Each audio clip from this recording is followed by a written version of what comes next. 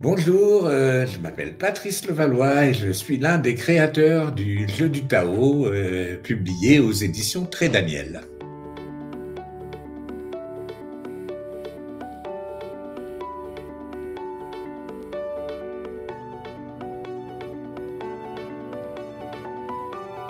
Le jeu du Tao permet de répondre à quelques questions fondamentales. Comment se connaître soi-même, comment réaliser nos désirs, comment intégrer ceux des autres, comment devenir la meilleure version de soi-même ou le héros, l'héroïne de sa propre légende. Pendant 7 ans, l'Académie Tao a recherché dans toutes les traditions primordiales le socle commun des enseignements et des questions qui étaient posées par Lao Tzu, Bouddha, Socrate, Jésus, etc.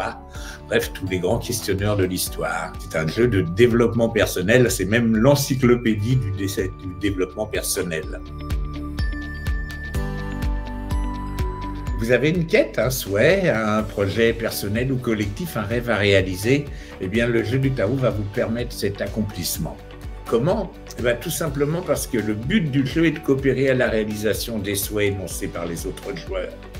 On va utiliser un questionnement mutuel et codifié pour identifier les freins, les obstacles, les atouts qui nous permettent de réaliser nos souhaits. Dans ce jeu, on joue avec et non pas contre les autres joueurs. La coopération est de règle. L'esprit de compétition est exclu et le regard des autres joueurs permet de vérifier la cohérence du projet de chacun. Ça va de 7 à 77 ans. C'est incroyable le plaisir qu'on a à jouer en famille et entre amis, entre gens qui ne se connaissent pas.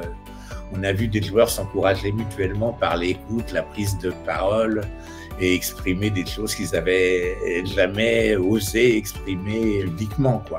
Et surtout, ça marche, c'est-à-dire qu'il y a 80% des souhaits qui ont été formulés par les joueurs et qui se sont réalisés jusqu'à présent.